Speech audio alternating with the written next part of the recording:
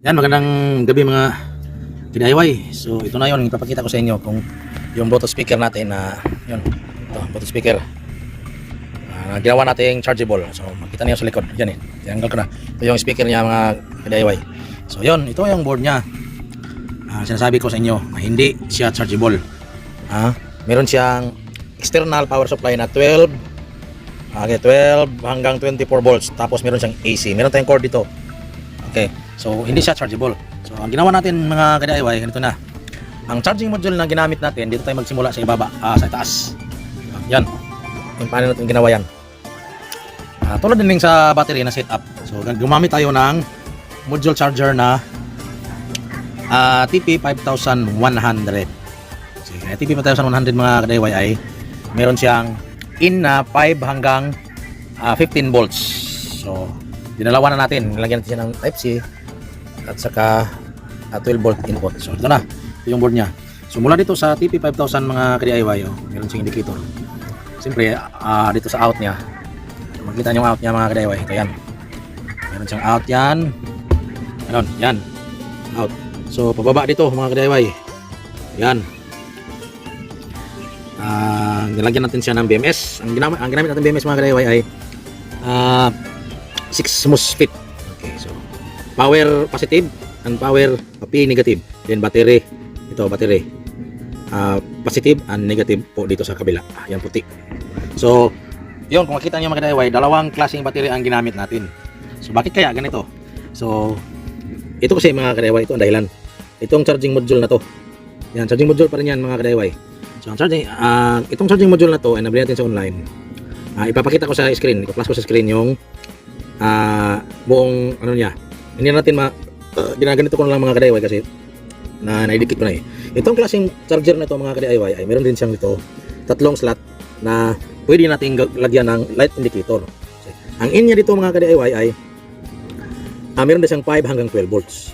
Ang kaibahan lang ng module na ito mga ka-DIY, sinubukan lang natin itong gamitin. Kung mag-in tayo dito, meron siyang pang battery na charger. Ito, positive, negative, battery negative, positive and battery negative. Yan, meron siyang mag-intay o magcha-charge din siya dito, parang dual siya na module Magcha-charge din siya ng parallel na 3.7. Tapos meron siyang output na dito na 12 volts. Ibig sabihin lang charger na module na ito mga ka-DIY ay booster. Nag-boost siya. From 3.7 volts, i-boost niya hanggang 12 volts. So, kaso lang mga ka-DIY, hindi ko to ginamit dahil kung sinubukan ko dito at tinis natin dito yung output niya, hindi siya abot ng 4.2 volts. Yung charging niya sa ito yung system negative. May nakalagay dyan, battery positive and battery negative dito. Magcha-charge siya ng 3.7 na parallel. So nung tinis ko, sinubukan ko siyang gamitin, hindi siya abot ng yung output niya hanggang 3.8 volts lang ito. So sa isang battery na 3.7 volts lithium ion, ang tagal niyang ma-full charge.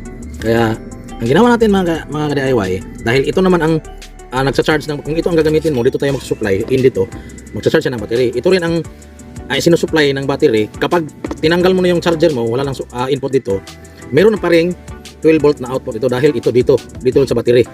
Kung wala to sample lang to. Kasi hindi ko na ginagamit itong, hindi na ako nag-in dito ng module na ito.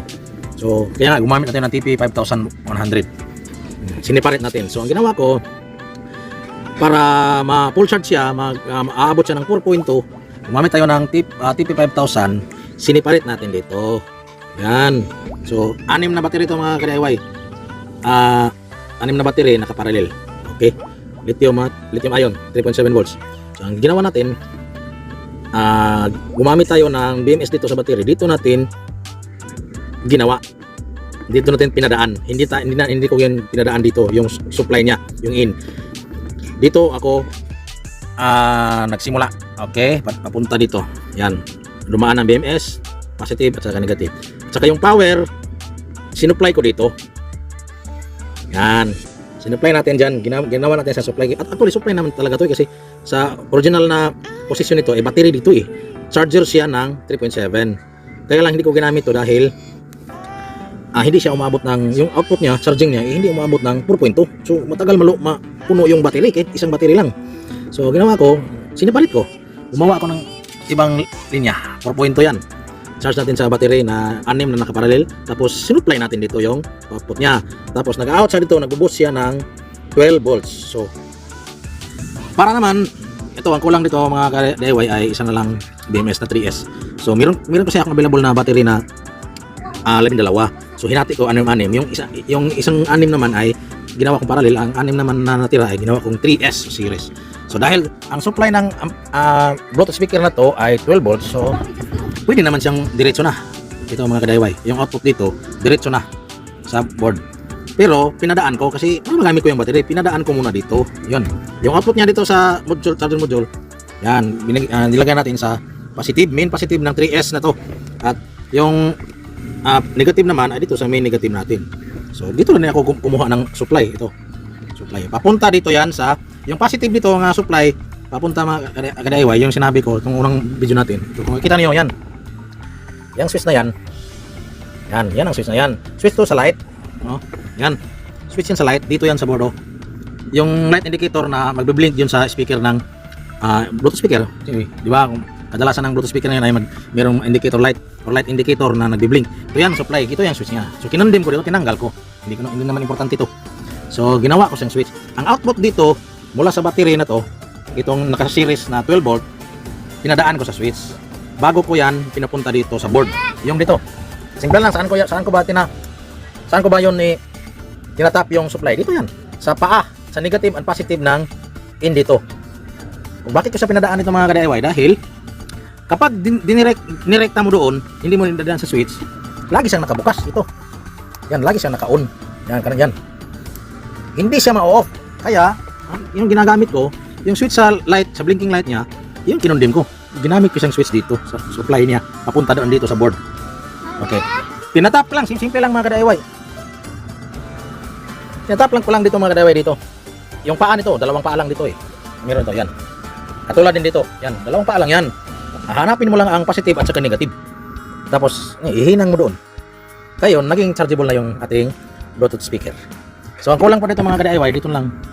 Lalagyan natin ng BMS ito, 3S BMS para balance eh. Kasi itong output niya dito ay charger din siya. Naging charging din siya dito sa battery dito. Pwede naman siyang i-bypass mga ka-DIY. Pwedeng direkta dito, supply. Pero pinadaan ko sa battery na series na 12 para mas okay yung supply niya. Tapos ito mga ka-DIY, gumamit din na tayo ng ito. Yan, tinatap na natin yung battery indicator. So, nahinan ko na to yung 3S niya. Kasi dito ko yan nilagay, ito sa battery na to 3S. So kung nilagyan na natin ng switch, siyempre iba natin ng switch. Yan, naka full charge pa yan mga green. Green yan, full charge. Yan. So yan mga ka-DIY, positive, dinaan natin ng switch para hindi palaging nakailaw tong battery indicator. Okay.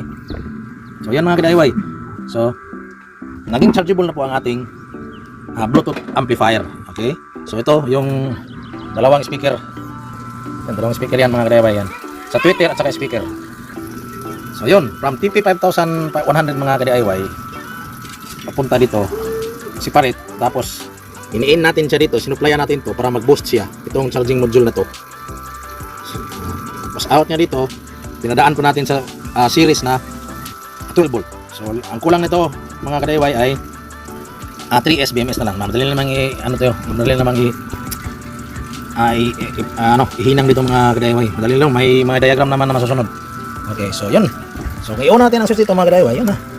Chargeable na siya. Hindi na natin gamitin dito. Hindi na natin tayo magamit ito pag-charge. Dito na.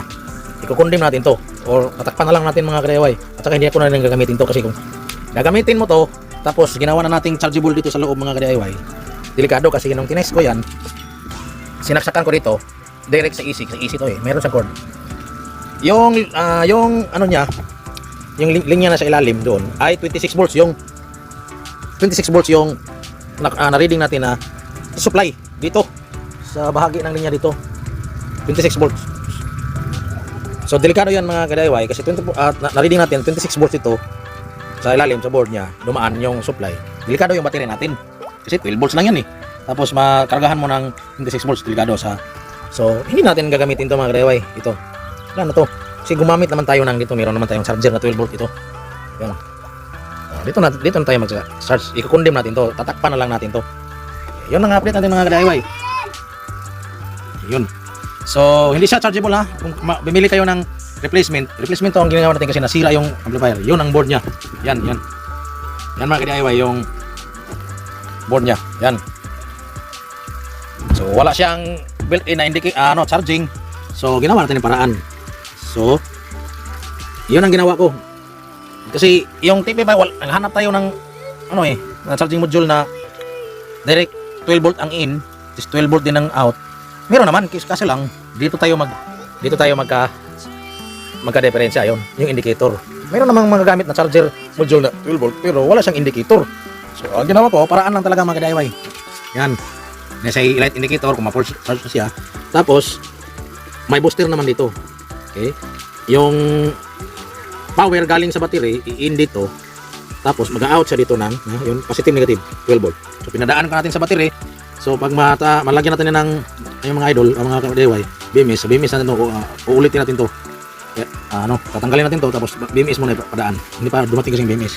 Then supply. Pinadaan natin sa switch ng light indicator dito sa naka-built into sa board.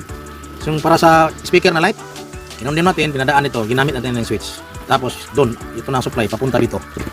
Yan, sa may paa ng ito, 12 volt. Para naging supply niya. So, yun na. Ayan mga ka-DIY. So, yun mga ka-DIY. Maraming salamat sa panonood.